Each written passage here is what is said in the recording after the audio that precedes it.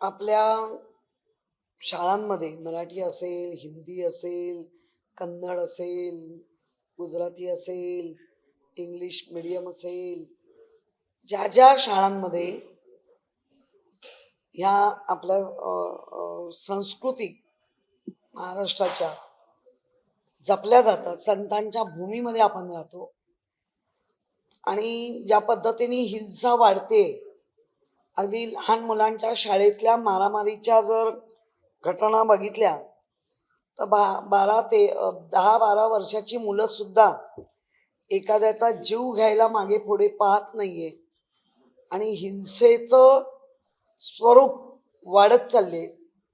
तर मला असं वैयक्तिक वाटतं की काही गोष्टी ज्याचा परिणाम खोलपर्यंत होतात आणि कुठलाही संस्कार हे बाजारात विकत मिळत नाही, ते दिले जातात. त्या भक्ती संस्कारामधला किंवा एक मनावरच्या कंट्रोल हाचा जो एक संस्कार आहे तो मला वाटतं मनाच्या श्लोकांचा बऱ्यापैकी होऊ शकतो, होताना दिसलाय. आम्ही मनाचे श्लोक शाळांमध्ये 250च्या वर त्या श्लोकांची श्लोक आहेत असं, तर त्यातले दोन चार पाठ करून घेणं आणि त्याच्यात कुठल्याही याच्यामध्ये ज्याला आपण म्हणतो मनावर काही संस्कार व्हायले, मना सज्जना भक्तिपंते शिरावे तरी श्रीहरी नाम घेत जावे, ह्या ज्या काही गोष्टी आहेत त्याच्याने लहान मुलांवर एक आगळा वेगळा पगडा येईल की आपल्याला आपलं वर्तणूक अशा पद्धतीने करायला पाहिजे. कारण बरेच म्हणजे अगदी दासबोध घेतले आणि आपले ग्रंथ पण आहेत.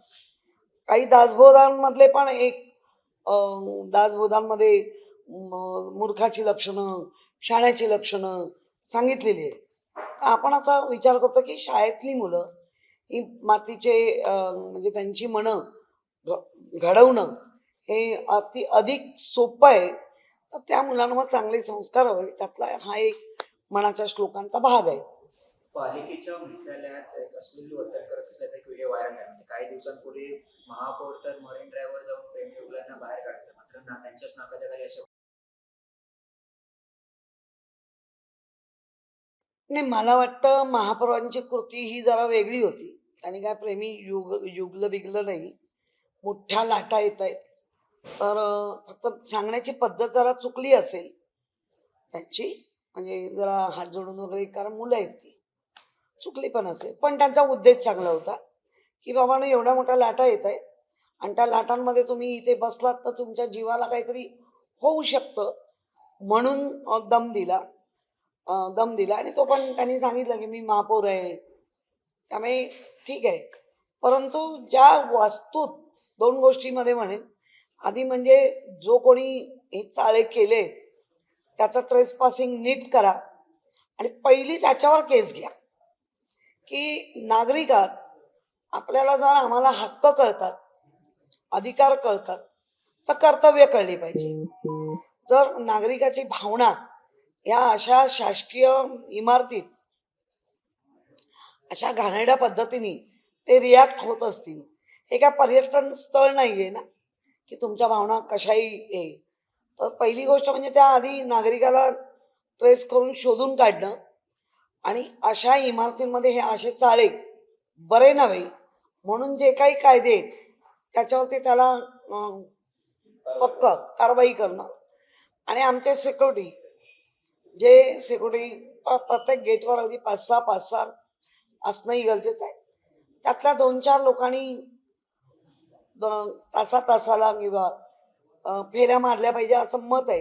पण मला वाटतं आमच्या सिक्युरिटी बऱ्यापैकी काम करत आहे, उगाच त्यांच्यावर पण मी आरोप करणार नाही.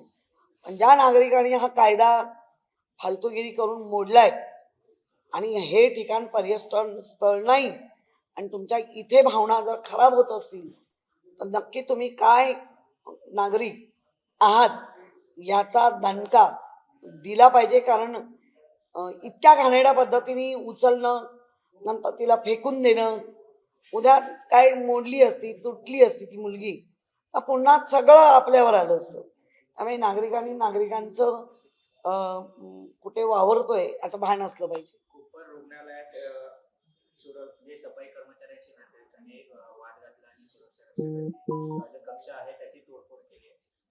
रुग्णालयात आता आपण याआधी पाहिलं तर कन्याकुमारीमध्ये देखील असा प्रकार घडला होता आता मुंबईत. नाही म्हणजे प्रथम म्हणजे मी नागरिकांना सांगेन, तुम्ही अशा पद्धतीने वावरता कामा नये, पण त्याचबरोबर अगदी नम्रपणे आणि चांगल्या पट्टीच्या आवाजात जर आपण नागरिकांना म्हटलं की तुम्ही एवढे लोक जाऊ शकत नाही वगैरे, तर ते एखादा ऐकू शकतात.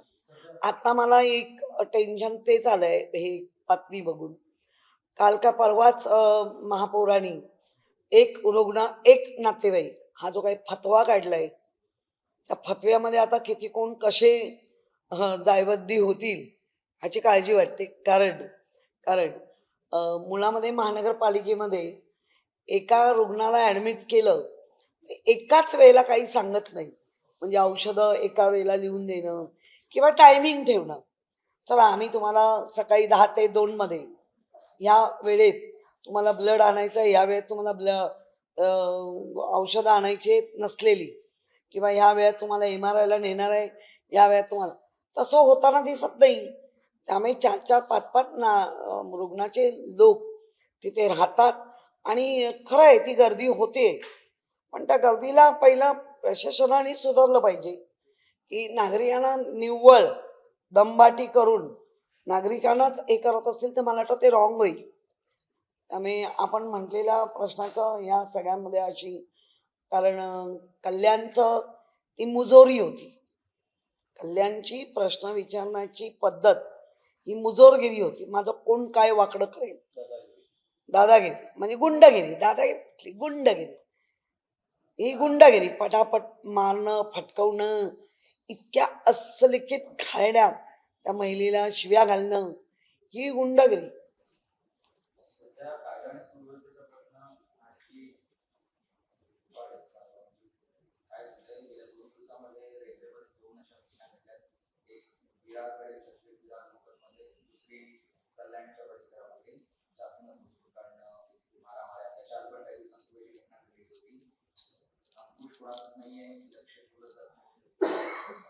नाही मला जे म्हणजे मी खरं म्हणजे ह्या घटनेचं त्या घटनेचं असं काही संबंध जोडणार नाही.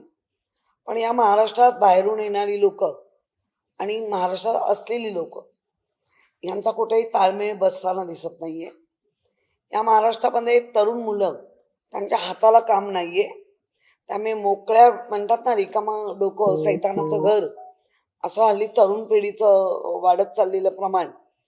आणि आत्ता आपण मी महाराष्ट्रापुरतं बोलेन, महाराष्ट्रामध्ये आपण ज्या काही आता निवडणुकीच्या अनुषंगाने जे मतदान होतं, ते मतदाराचं जे काम चाललंय ते शिक्षकांवर थोपवा आणि असं करा. त्यापेक्षा मला नेहमीच आम्हाला सगळ्यांना वाटतं की या तरुण मुलांना एकत्रित घेऊन जॉबच द्यायचा आहे, तर अशा मुलांच्या हातात द्या की जे रिकामी घर सैतानाचं घर बनत चाललंय, तर त्यांना अशा कामात गुंतवा आणि त्यांना पगार मानधन स्वरूपात जे काही टेम्पररी 5 वर्ष 6 वर्ष जे चालणार आहे तर ते तुम्ही करा. उलट मुलांना मोकळं सोडणं, तरुण मुलांना, त्याची परिणिती ही अशी खून मारांमध्ये होताना आपल्याला दिसते. ताई, आपण जर पाहिलं तर बेस्ट बस जी आहे ती मुंबई शहरात पूर्ण झाली आहे, मात्र बेस्ट प्रशासनच याकडे दुर्लक्ष करताना पाहतोय. येणाऱ्या काळामध्ये बेस्ट बसच्या अशा काही सुविधांना वाव दिला जाईल. मुळामध्ये मागच्या वेळेला बेस्टच्या बद्दलचे मी बरेच मुद्दे आपल्या समोरही सांगितले आणि इतक्या त्या बेस्टचे प्रशासनचे अधिकारी ज्या प्रकारे बेस्टला फायदा व्हायला पाहिजे तो फायदा करतच नाहीयेत. तुम्हाला मी उदाहरण पण दिलं, म्हणून मेट्रोचे जे पोल टाकले जातात ते बेस्टचे अधिकारी आणि मेट्रोचे अधिकारी संगणमताने ज्या बेस्टच्या तिजोरीत जे पैसे येऊ शकतात ते खातायत. हा मी तुम्हाला उघड G साऊथचा एक फ्रॉड दाखवला. असं मुंबईत सगळीकडे घडतंय. बेस्टमध्ये मोठा फ्रॉड होतोय आणि बेस्टचे पोल त्याला एकेका पोलला 19 लाख हे मेट्रोच्या कडनं महानगरपालिका असे दिले जातात. तेच पैसे मधल्यामध्ये खाल्ले जात आहेत. तर बेस्ट वर येणार कशी?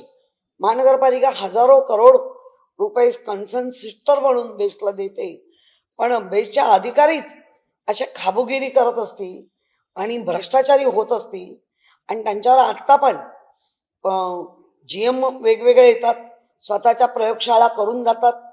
अध्यक्ष आमच्या कशा काय लक्ष असतं की नाही मला माहिती नाही.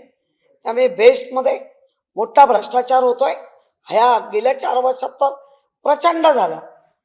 मी म्हणणार नाही आधी झाला नाही का, पण गेल्या 4 वर्षाचे जे बघतोय ते तुमच्या समोर आणले. त्याच्यासाठी तर श्वेतपत्रिका काढा की जेणेकरून अशा विचित्र मानसिकतेच्या अधिकाऱ्यांवर दाब येईल. तोही काढला जात नाही. आणि 100 वर्ष पूर्ण झाली आहेत ना. खरंच चांगला प्रोग्राम घेतला पाहिजे, कारण बेस्ट ही लालपरी आपली आहे, अगदी छान आहे. आम्ही चांगले प्रोग्राम घेतले पाहिजे. पण बेस्ट प्रशासनाकडून असा काही प्रोग्राम होणारच नाही, कारण बेस्ट प्रशासनाला ह्याच्यामध्ये खायला नाही मिळणार. खाबुगिरी वाढली आहे ना, आणि बाबूगिरी वाढली आहे. खाबू आणि बाबू एकत्र होतात. कालच्या तुम्ही घटनेवरून तुम्ही बोलला की सुरक्षा रक्षकांनी एकदा दोनदा केलं पाहिजे पालिकेच्या ह्याच्यातून, पण सुरक्षा रक्षकांच्या जागा अनेक जागा खाली असल्याचं देखील समोर येते. त्या जागा आहेत त्या जागाच भरलेल्या नाहीत. सुरक्षा रक्षकांची महानगरपालिकेला आणि संपूर्ण महानगरपालिकेच्या सुरक्षा रक्षक डिपार्टमेंटलाच कमतरता आहे. मी मागच्या वेळेला CSOला बोलवलं होतं. आमच्याकडे अभिजित पाटील म्हणून आहेत आणि बराच या जागा भराव्या म्हणून प्रयत्नशील आहे. भरपूर पत्रबाजी दिली आहे, पण वरून प्रशासन जे आहे आयुक्तांपासून त्याला का संमती दिली जात नाही मला कळत नाही. आणि हा प्रश्न हरकतीच्या मुद्द्यातून आम्ही आमच्या सभागृहात घेऊ. ताई, मुंबई शहरातले खड्डे आहेत ते बुजवण्यासाठी पुन्हा एकदा 25 कोटी रुपयांच्या प्रस्तावाला मंजुरी दिली. मात्र रात्री खड्डे बुजवले जातात, सकाळी आहे तीच परिस्थिती पाहायला मिळते. हो, खड्ड्यांमध्ये फक्त डेब्रिज टाकतात आणि डेब्रिज टाकण्याचे 25 कोटी हे उघड दिसत असलेला भ्रष्टाचार आहे.